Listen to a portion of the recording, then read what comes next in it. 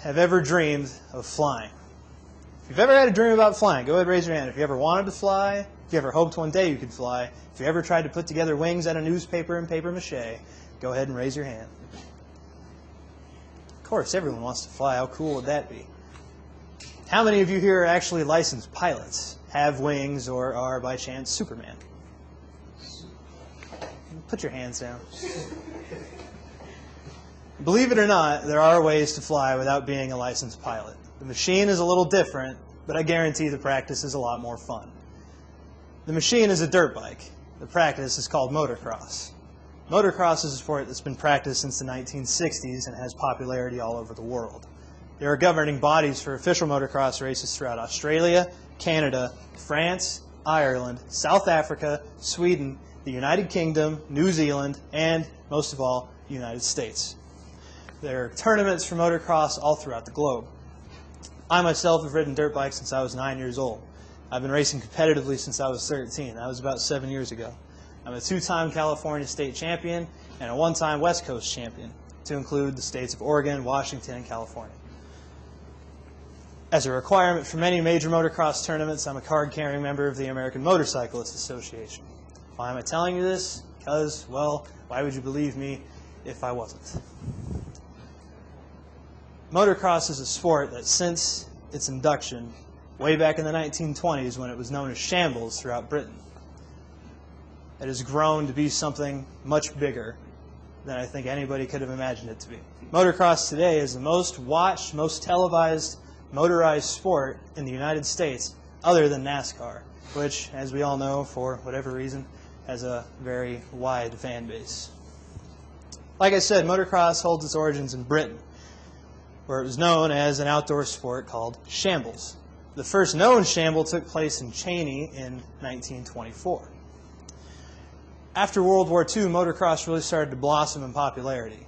The factories that had been outfitted to make small arms weapons for the international armies were now able to make bikes and bike parts, already having the technology to make the small moving metal pieces required for it. Because of this, bike production skyrocketed. Due to the increasing popularity, the International Motorcycle Federation, which was then known as the Fédération Internationale Motociclisme, formed in the 1950s, becoming motocross's first governing body. The FIM's first sanctioned tournament was the European Championship in 1952, which 5 years later was up to the World Championship after they incorporated one race in the United States. In the 1970s, motocross took its next big step forward when Japanese factories began entering large production. The most popular Japanese factories were Honda, Suzuki, and Kawasaki at the time. Motocross saw a boom throughout the United States in the 1970s as better bikes became cheaper as they were coming in from other countries.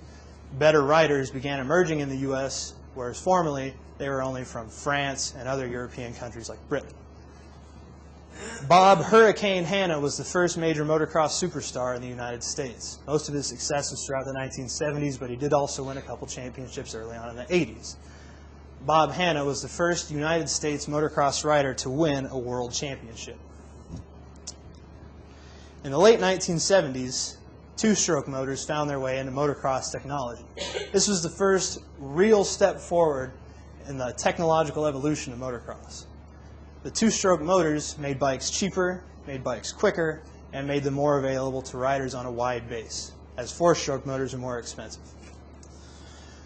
Because of the new motor, more companies in the United States were able to enter the fray of production. Husqvarna came in, and Husqvarna made a pretty good bike for a while. They're no longer in production, actually.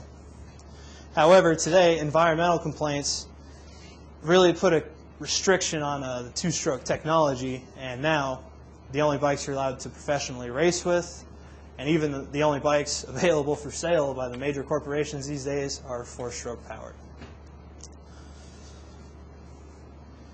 Aside from the bikes, the technology of safety equipment has evolved heavily as well, bringing more people to the sport now that they no longer have to worry about cracking their neck for falling 2 feet.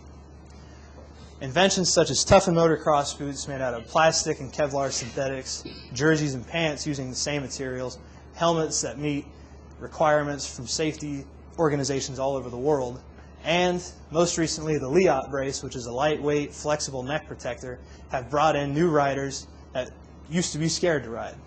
Now there's something for them. Now there's a guarantee that they might be able to jump on the bike without killing themselves. Because of the increased popularity, motocross has continued to evolve.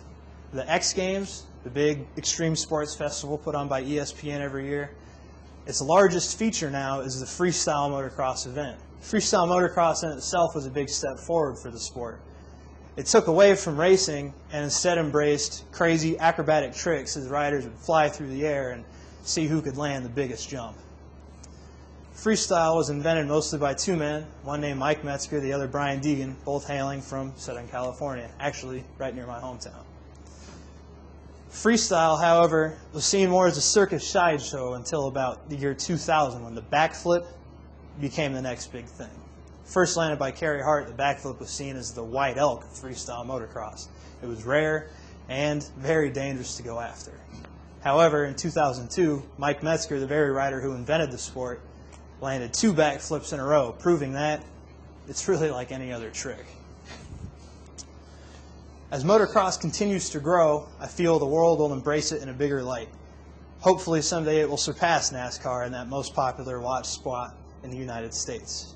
I highly encourage anybody who's ever wanted to embrace adventure, high flying, adrenaline, speed, rush, anything like that, to take up motocross.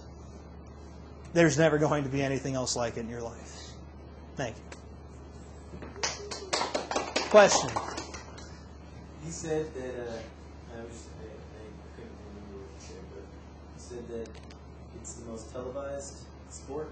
Second most. Second most? Behind NASCAR. Not sports in general, motorized sports. Yeah. Okay. Second most televised motorsport in the United States, motocross.